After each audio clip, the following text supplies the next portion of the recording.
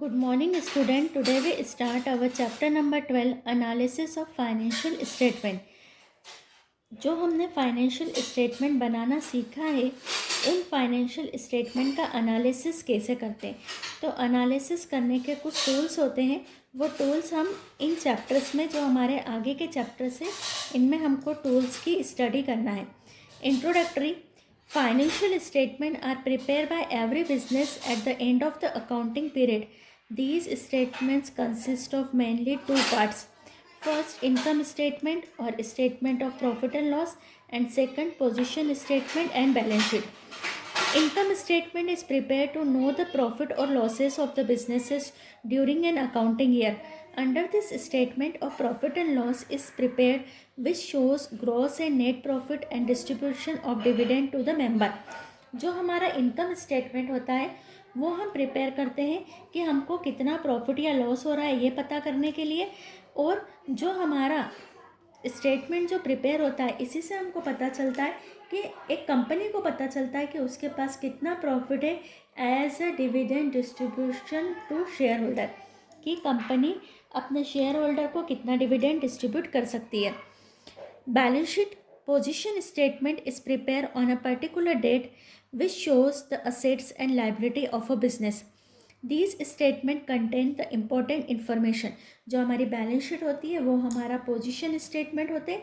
एक particular date पर prepare की जाती है बैलेंस शीट, असेट्स और लायबिलिटी को शो करती है और ये बताती है कि हमारी फाइनेंशियल पोजीशन क्या है। लेकिन फिर भी अगर हमने अपना इनकम स्टेटमेंट बना लिया है, हमने अपनी बैलेंस शीट बना ली है, these statement contain the important information event, then these statement, ये कुछ हमको इम्पॉर्टेंट इन्फॉर्मेशन तो प्रोवाइड करते हैं, फिर भी ये statement are silent on profitability, financial soundness, solvency, operational efficiency etcetera.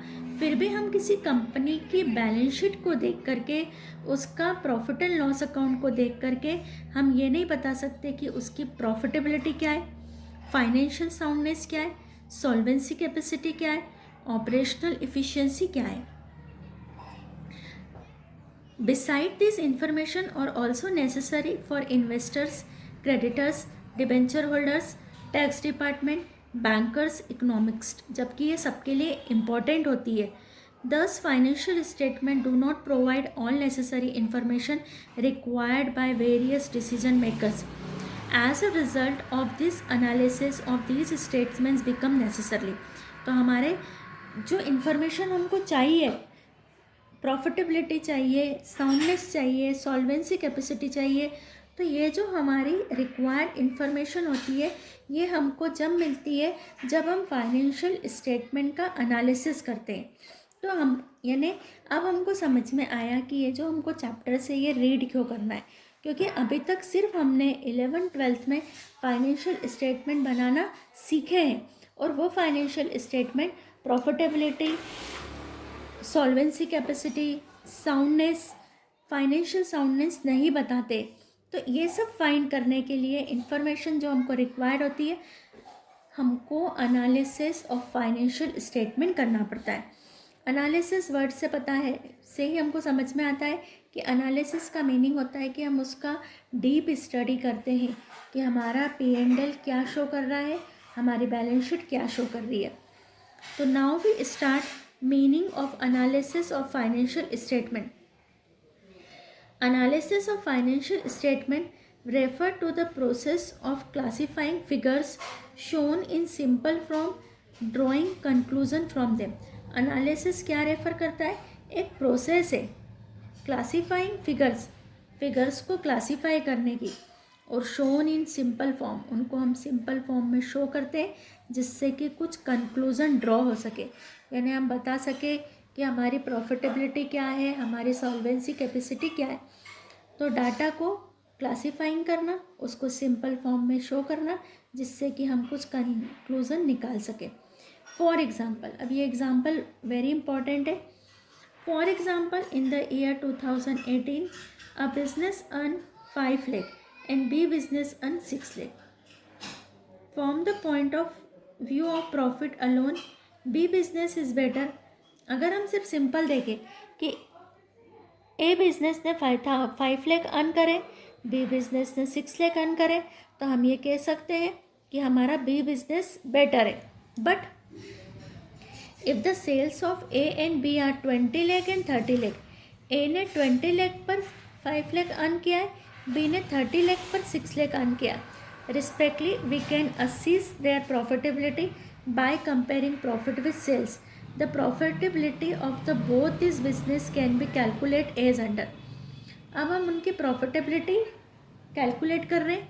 Business A 5 lakh into 100 upon 20 lakh, तो 25 यानी इसने अपनी सेल्स पर 25% प्रॉफिट अर्न किया है. और बी बिजनेस ने 6 lakh into 100 upon 30 lakh, that means 20% profit earn किया है. Now according to profitability analysis, business A is better than business B.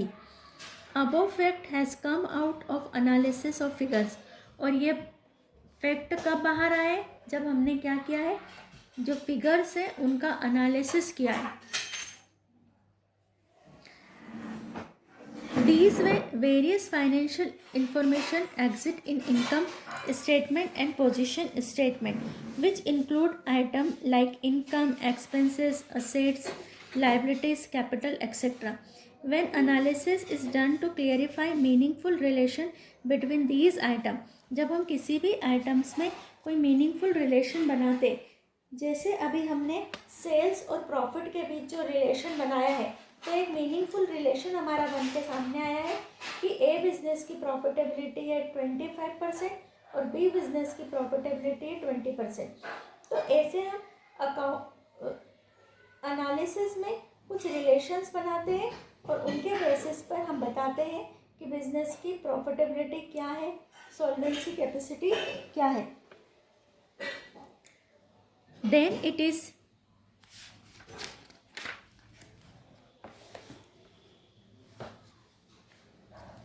Called analysis of financial statement.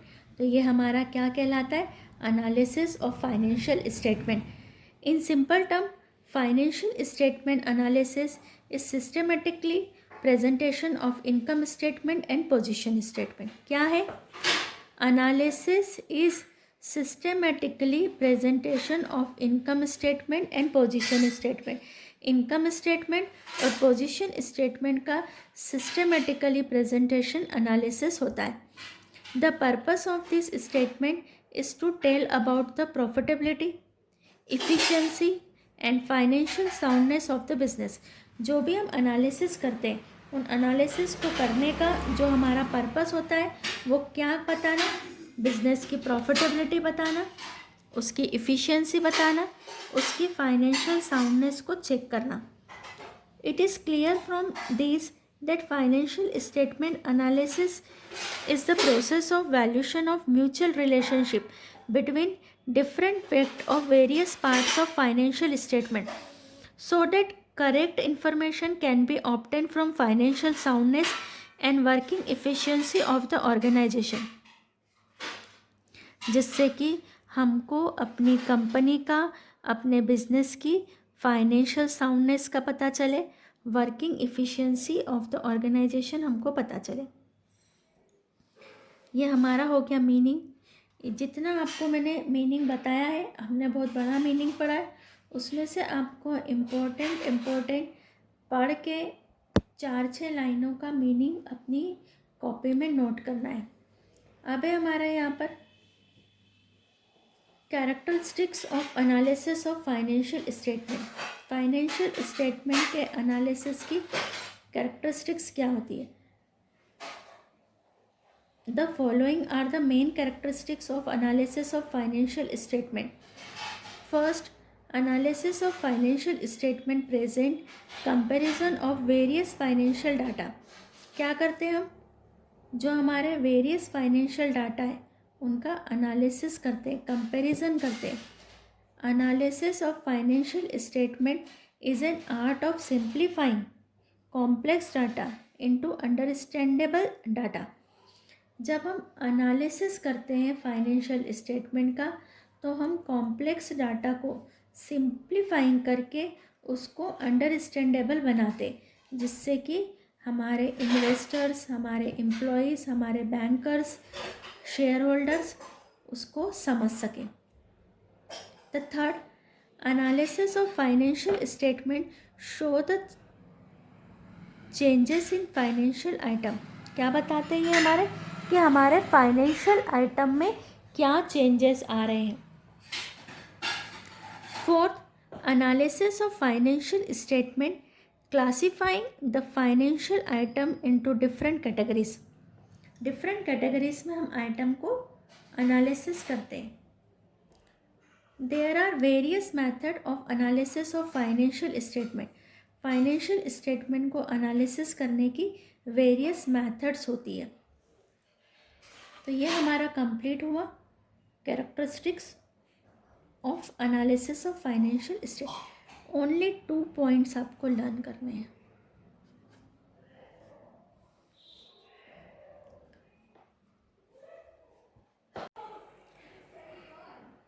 Objectives of financial analysis.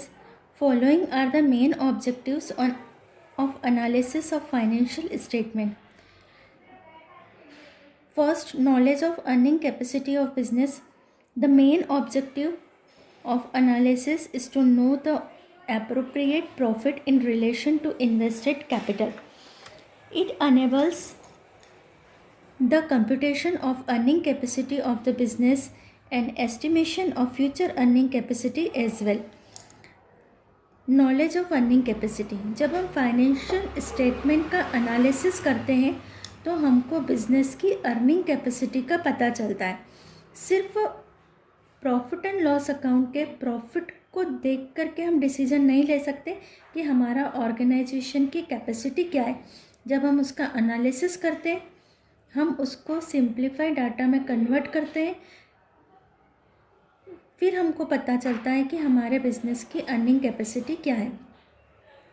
Knowledge of credit worthiness. हमारे business की credit worthiness क्या है। The financial analysis help to determine the short as well as long term solvency of the concern.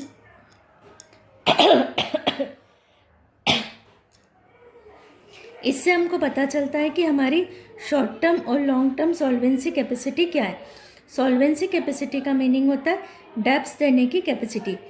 Timely availability of funds for payment of salary, electricity, administrative expenses etcetera is important. Solvency capacity से हमको पता चलता है कि हम अपने employees को salary, electricity और एडमिनिस्ट्रेटिव एक्सपेंसेस पेड करने में कितने कैपेबल है। Third, knowledge of financial soundness. Financial analysis gives the information regarding arrangement of money for development and diversification of the business, whether the funds can be or cannot be arranged as per the need of the business entity. हमको हमारे business की financial soundness का knowledge होता है कि हमारे पास कितनी wealth है और हम अपनी मनी को किस तरीके से डेवलपमेंट में यूज़ कर सकते हैं, हम उसका कैसे डाइवर्सिफिकेशन कर सकते हैं। Fourth, comparative study of performance. जब हम फाइनेंशियल स्टेटमेंट का एनालिसिस करते हैं तब हम कंपैरेटिव स्टडी भी करते हैं। कंपैरेटिव स्टडी हम करते हैं करंट ईयर के परफॉर्मेंस की स्टडी हम प्रीवियस ईयर से करते हैं। The analysis of financial statement help to compare the performance of current year of the business with the previous year। तो हम प्रीवियस ईयर और करंट ईयर का वैल्यूशन करते हैं कि हमको कितना कंपेरेटिव देखते हैं कि हमारी नेक्स्ट ईयर सेल्स इतनी है, करंट ईयर में प्रीवियस ईयर में सेल्स हमारी इतनी है, करंट ईयर में सेल्स इतनी है। एक्सपेंसेस का हम एनालिसिस करते हैं तो हमको पता चलता है कि कैसे हम कंट्रोल कर सकते हैं एक्सपेंसेस को, और सेल्स हमारी किस ट्रेंड हमारा क्या है, इंक्रीज है कि डिक्रीज है।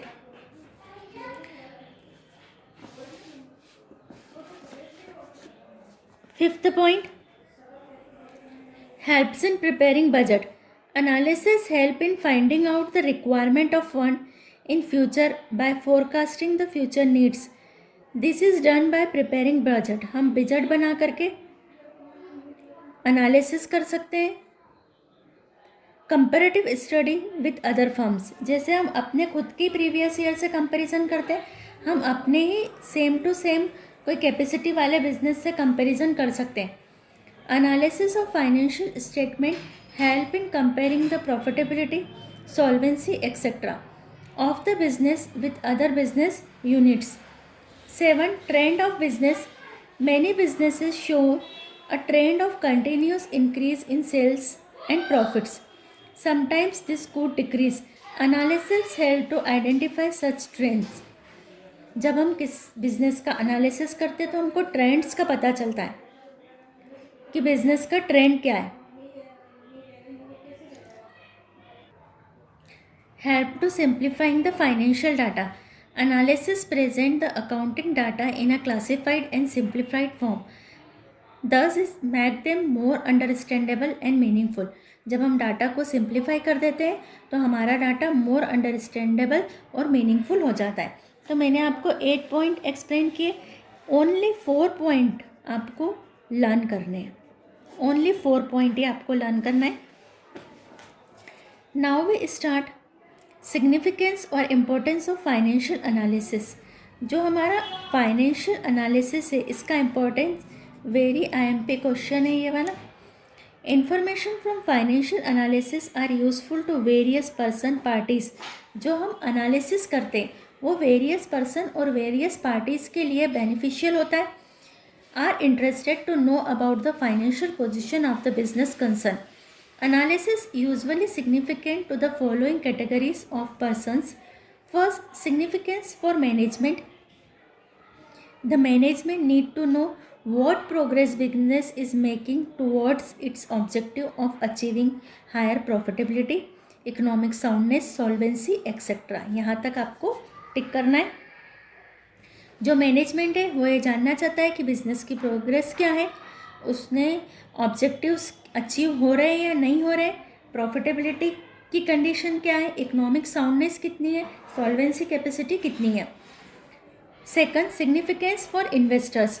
Investor invest their money with the expectation of good return. जो इन्वेस्टर्स होते हैं वो हमेशा यही एक्सपेक्ट करते हैं कि उनको अच्छा रिटर्न मिले. They take decision on the basis of information disclose about profitability, solvency and business trend. यहाँ तक आपको इसको टिक करना है. Significance for creditors and debenture holders. Short term creditors are interested to know about the liquidity position of the business. This is assessed through short term solvency of the business. जो creditors है, debenture holder है, वो ये जानना चाहते हैं solvency capacity यानी company की डेब्ट्स देने की क्या कैपेसिटी है. तो उनको पता चल जाता है कि हमने जो कंपनी को लोन दिया है, जो डिबेंचर होल्डर है वो भी क्रेडिटर होते हैं, तो वो जानना चाहते हैं कि कंपनी की पोजीशन कैसी है, कि कंपनी हमको टाइमली रिटर्न कर पाएगी या नहीं कर पाएगी. Now the significance for government. Government has to take various decision for economic development of the country. Government frame the industrial policy and economic policies based on the performance of industries. The financial analysis is helpful to the government in finding out how effective policies had been and also be reframed to make changes in the financial and economic policy are required. यहाँ से आपको government भी various decision लेती है economic development के लिए, और government जो पॉलिसी फ्रेम करती है वो पॉलिसी फ्रेम करते समय वो जानना चाहती है कि इंडस्ट्रीज़ का परफॉर्मेंस कैसा है. तो यहाँ से लेके यहाँ तक आपको टिक करना है. तो ये 4 पॉइंट आपको यहाँ पर लर्न करना है इम्पोर्टेंस के. वेरी IMP है क्योंकि ये जो हमारी लास्ट की यूनिट्स है इनमें थ्योरी क्वेश्चंस पेपर में आते हैं यहाँ से.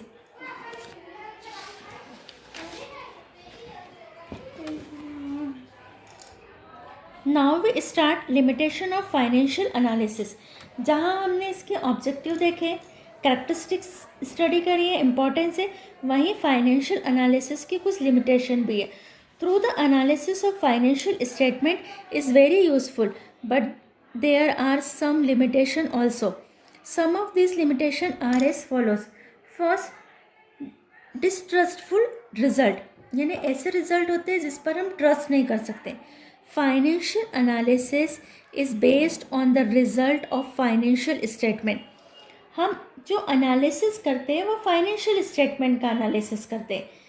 अगर हमारे फाइनेंशियल स्टेटमेंट ही फॉल्स है, गलत है, तो हमारा एनालिसिस भी रॉन्ग हो जाएगा। Limitation of financial statement, limitation यानी जो फाइनेंशियल स्टेटमेंट की कमियां हैं also becomes the limitation of the financial analysis. This way is present the distrustful result, ऐसे रिजल्ट आते हैं जिन पर हम ट्रस्ट नहीं कर सकते। ये फर्स्ट पॉइंट आपको लेना है अपने आंसर में।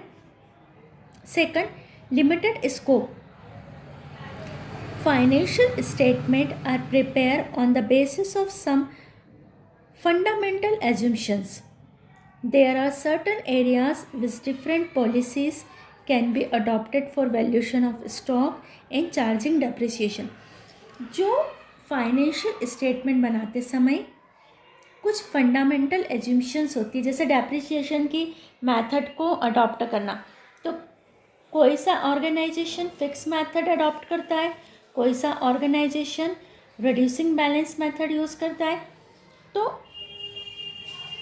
अलग अलग मेथड्स यूज़ करने के कारण स्टॉक की वैल्यूशन की अलग अलग मेथड्स होती है।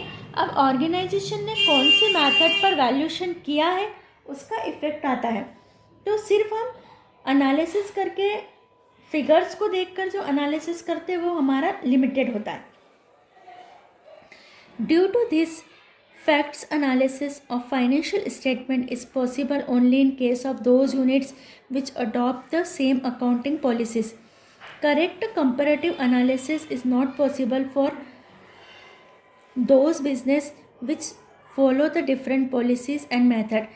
This limits the scope of the analysis. यहाँ तक आपको करना है इसको। Lack of qualitative analysis.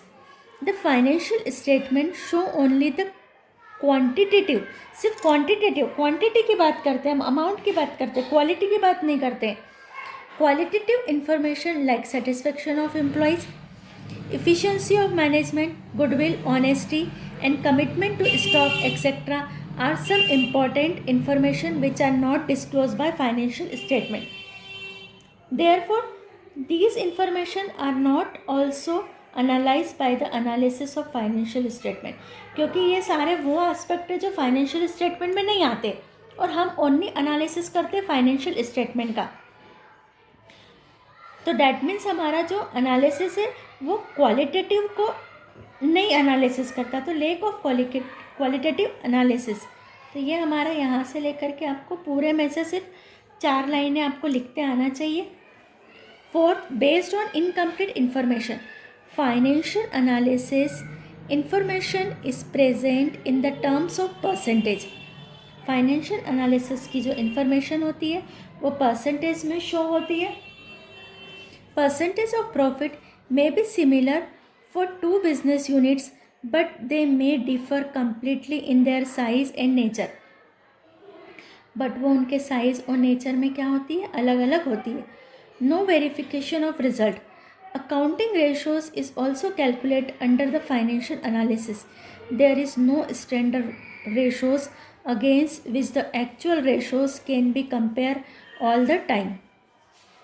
तो ये हमारे 5 पॉइंट हो गए। ये 5 पॉइंट आपको लर्न करना है। ये हमारी limitations of financial analysis is complete.